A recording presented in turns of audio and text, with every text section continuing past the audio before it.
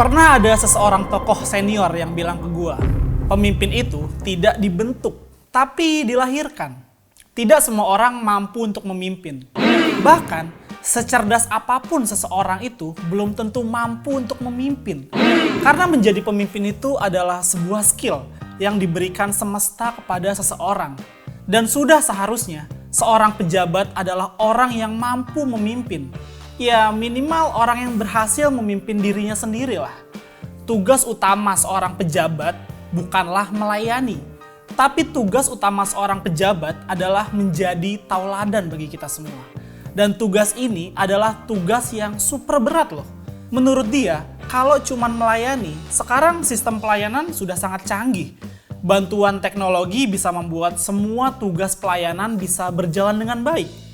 Tapi untuk menjadi teladan itu adalah masalah karakter dan leadership atau kemampuan kepemimpinan.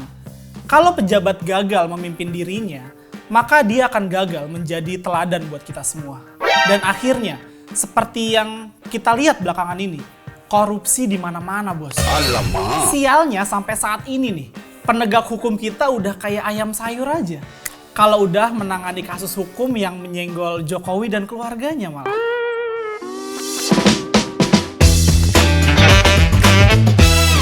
Hukum tajam ke bawah, tapi tumpul ke atas. Itu istilah lama, bos. Sekarang ini ada istilah baru, hukum tajam kemanapun. Tapi akan tumpul ke Jokowi dan keluarganya. Alamak. Jadi ibaratnya nih, posisi lu mau di atas ataupun di bawah, itu nggak ngaruh, bos. Selama lu deket dan bersedia menjadi jongosnya Jokowi, lu akan aman-aman aja kok. Dan sebaliknya, dimanapun posisi lu, kalau lu berseberangan sama Jokowi, ya nggak akan aman. Ya setidaknya begitulah yang dirasakan banyak orang sekarang ini. Gue mencatat setidaknya ada 3 kasus korupsi yang belakangan ini mencuat dan kembali menyeret nama mantan Presiden Jokowi dan keluarganya. Yang pertama, kasus impor gula mantan Menteri Perdagangan Tom Lembong. Lalu ada juga kasus pengadaan laptop yang terindikasi melibatkan mantan Menteri Pendidikan Nadiem Makarim. Dan terakhir, kasus korupsi Kepala Dinas PUPR Sumatera Utara yang diduga kuat melibatkan Bobi Nasution yang juga merupakan anak mantu Jokowi. Mari kita bedah satu-satu. Yang pertama, kasus impor gula yang sedang bergulir di pengadilan. Akhirnya menyeret juga nama Jokowi di dalamnya. Ini menurut pengakuan mantan Menteri Perdagangan Jokowi loh, yang saat ini menjadi tersangka kasus impor gula ini. Iya benar, Tom Lembong. Dia menyebut bahwa semua kebijakan impor gula ini adalah atas perintah Jokowi untuk menghadapi gejolak harga pangan waktu itu. Pertanyaan selanjutnya adalah, beranikah pengadilan memanggil Jokowi? Setidaknya untuk memberikan saksi lah. Banyak yang bilang kasus Tom Lembong ini lebih kental muatan politisnya daripada urusan hukumnya. Karena kasus ini mencuat disinyalir nih karena dukungan politik Tom Lembong kepada Anies Baswedan di Pilpres lalu, dan kalau kebijakan impor gula adalah sesuatu yang dilarang, ya seharusnya menteri-menteri perdagangan yang menjabat setelah Tom Lembong juga ikutan ditangkap dong. Karena menteri-menteri setelah Tom Lembong justru melakukan impor lebih banyak dari yang dilakukan Tom Lembong loh. Tapi ya kita sama-sama tahu aja lah ya, gimana kejamnya permainan politik Jokowi. Terus yang kedua nih, kasus pengadaan laptop yang menyeret nama Nadiem Makarim yang merupakan Menteri Pendidikan di era Presiden Jokowi. Sejauh ini status Nadiem Makarim emang masih sebagai saksi sih, tapi tidak menutup kemungkinan ke depannya lah dia bakal jadi tersangka. Dan ngelihat siklusnya aja, dimana saat ini Nadiem udah dicegah ke luar negeri loh. Dan makin intensnya perhatian publik kepada kasus ini, bukan tidak mungkin Nadiem Makarim dalam tanda kutip nih akan dikorbankan juga. Cuma yang bikin gue sempet heran ya, kenapa kasus Nadiem ini diangkat? Padahal Nadiem ini setahu gue termasuk orang dekatnya Jokowi loh. Dan gue denger-denger nih, para pemain yang di lingkaran Jokowi itu banyak. Dan kenapa harus Nadiem? Yang gue rasa nggak makan duit korupsi itu loh. Karena duitnya itu udah banyak menurut gue ya. Jadi ngapain makan duit gituan? Emang setahu gue mereka yang nekat korupsi itu kebanyakan duitnya juga buat biayain logistik politik Jokowi dan keluarganya. Bukan dimakan sendirian.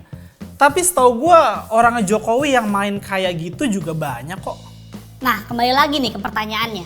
Kenapa harus Nadiem?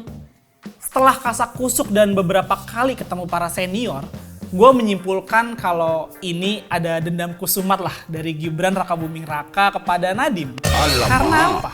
Jadi gini nih, sewaktu masih menjabat jadi wali kota Solo, Gibran pernah kirim surat ke Menteri Nadiem yang isinya bahas soal zonasi.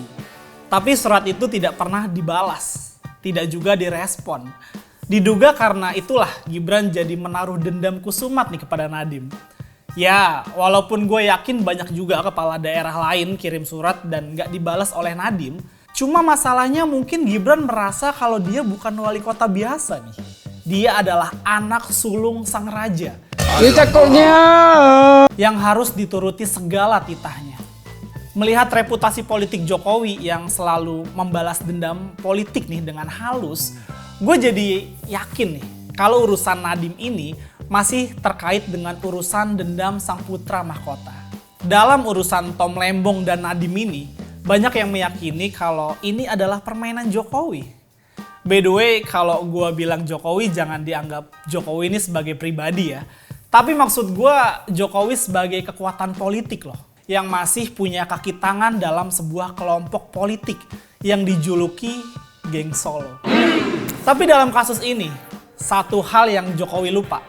Memang betul, Tom Lembong dan Nadiem Makarim adalah mantan menteri. Tapi dia adalah presidennya. Dan tidak ada visi dan misi menteri. Yang ada visi dan misi presiden. Jadi apapun yang dilakukan oleh Tom Lembong atau Nadiem Makarim, Jokowi harusnya juga ikut bertanggung jawab dong. Ya, cuma masalahnya apakah penegak hukum kita berani menyentuh Jokowi? Gua sih ngelihatnya dari kasus korupsi Kepala Dinas PUPR Sumut aja ya. Kasus korupsi Kepala Dinas PUPR Sumut nih, alias Sumatera Utara, adalah kasus korupsi ketiga yang gue bahas. Sekaligus yang menentukan arah penegakan hukum kita ke depan. Presiden Prabowo sudah mengganti ketua KPK. Dan diharapkan dengan ketua yang baru nih, ketua KPK sekarang nggak akan jadi ompong. Terutama kalau udah berhadapan dengan Jokowi dan keluarganya. Gua mencoba pretelin lah nih kasus dari kacamata orang bodoh aja ya. Kepala Dinas PUPR Sumatera Utara ini adalah anak buahnya gubernur, yaitu Bobi Nasution. Dan sebagai gubernur, sudah seharusnya Bobi bertanggung jawab dong atas semua kelakuan bawahannya. Dan semua pengadaan atau semua pekerjaan bawahannya itu udah pasti dilakukan atas pengetahuan dan seizin gubernurnya dong. Jadi kalaupun Bobi nggak terima duitnya, ya harusnya Bobi ini bisa dianggap lalai menjalankan tugasnya. Terutama dalam tugas pengawasan anggaran. Cuma masalahnya, berani nggak sih penegak hukum kita menyenggol anak mantu Jokowi? Bobi sendiri sudah menyatakan siap dipanggil. Kalaupun berani nih manggil KPK-nya, ya perlakuan sama Bobi ini sama dengan orang lain nggak? Ibaratnya kalau yang lain ditanya dengan pertanyaan yang dalam, jangan sampai Bobi cuma ditanyain dengan pertanyaan yang ecek-ecek aja. Melihat urusan Blok Medan, jet pribadi, dan money laundry, gue udah skeptis aja sih dan pesimis aja sama penegak hukum kita sekarang. Dan sampai saat ini, gue nggak yakin mereka berani nyenggol keluarga Jokowi. Gua duga kasusnya juga ya nggak bakal sampai lah ke keluarga Jokowi. Ya walaupun secara struktural harusnya mereka juga ikut bertanggung jawab ya. Ya gue berharap gue salah. Gue berharap aparat penegak hukum kita berani. Tapi untuk membuktikan semua itu butuh waktu bos. Kita lihat aja ke depan. Ujungnya kasus-kasus ini bakal kayak gimana. Oke, sekian dulu dari gue. Sorry to say kalau ada omongan gue yang kurang berkenan di hati kalian. Perbedaan jangan buat kita untuk berhenti berteman.